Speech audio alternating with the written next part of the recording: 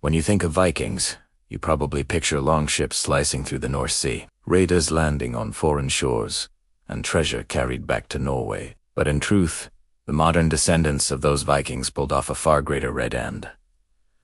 They didn't need swords or sails to do it. They struck black gold in their own waters, and instead of plundering, they built a money machine so powerful it now holds more wealth than any empire the Vikings ever dreamed of. Welcome to the Financial Historian, where money, power, and history collide.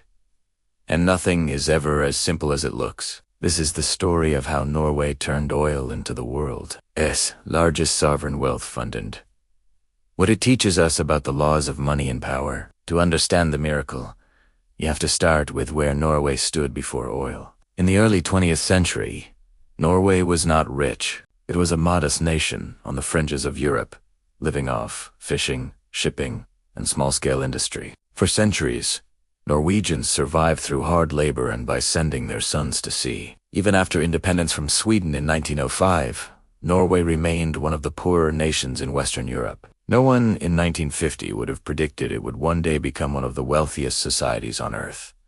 Then came the modern Viking raid, not on foreign lands, but beneath the sea. In the 1960s, seismic surveys revealed vast oil reserves under the North Sea.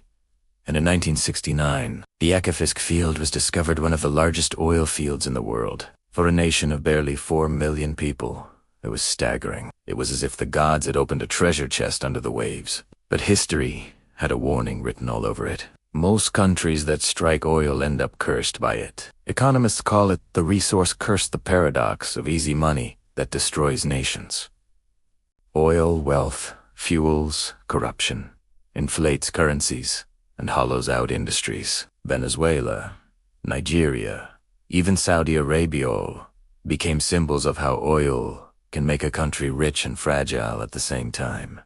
Norway saw the trap and refused to fall into it. Instead of spending wildly, it built rules. In the 1970s, the government created Statoil, a state-owned company, to keep control over its oil. Taxes on oil profits were set high, ensuring that wealth flowed back to the public. And, crucially, Norway's leaders began debating how to prevent oil from overheating the economy, a phenomenon known as Dutch disease, named after the Netherlands' disastrous gas boom. Across party lines, Norwegian politicians agreed on something almost revolutionary.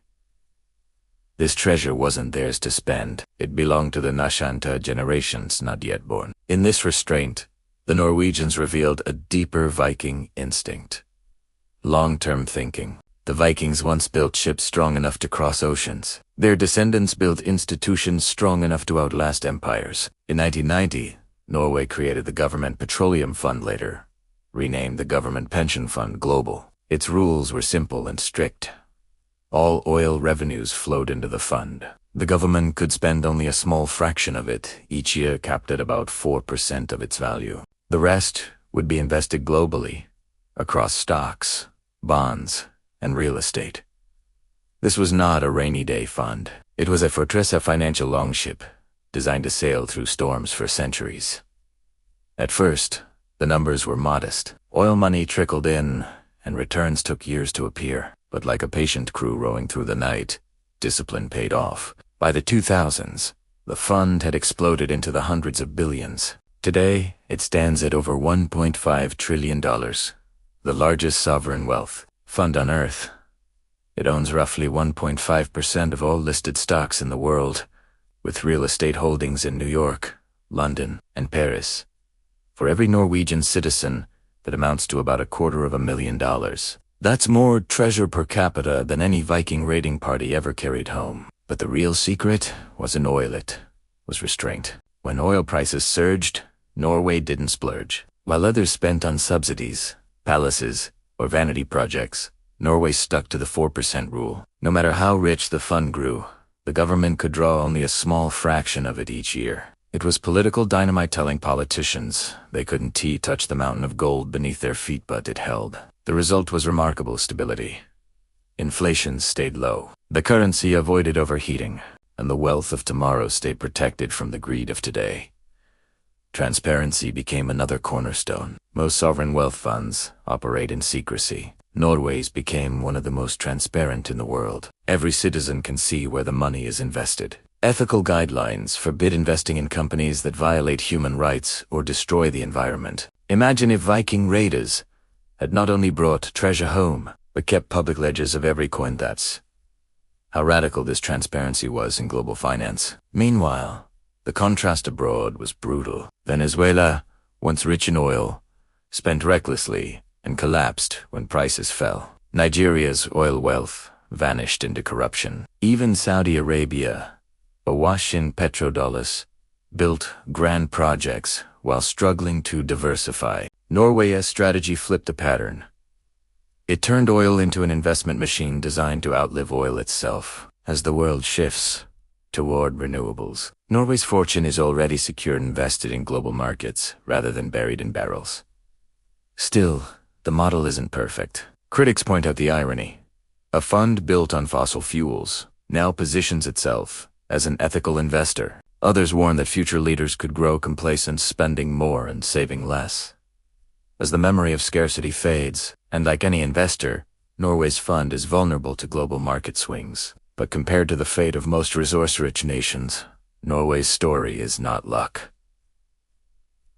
It's policy written in discipline. The genius wasn't financial. It was cultural. A country forged by long winters and limited resources learned to value saving over splurging. Its politicians codified that mindset into law. Don't raid the treasure, build something that lasts. The Viking raids had ended 1,000 years ago, but the mindset of rationing, preparing, and thinking in generations endured.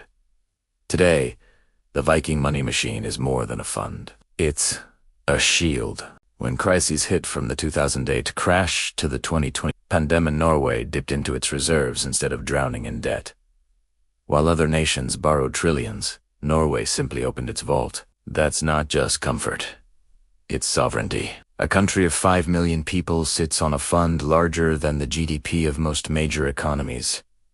The lesson is simple but rare. Most nations spend like raiders, burning through resources as fast as they arrive. Norway built like shipwrights, investing in the hull, reinforcing the frame, and planning for storms. That's why its oil fund is studied as a textbook case of escaping the resource curse. It's also a mirror for us. Every society, every person faces the same question. Do you spend everything now, or do you build something that lasts? Do you consume your resources, or turn them into assets that work for you? At the national level, that's the difference between Venezuela and Norway. At the personal level, it's the line between debt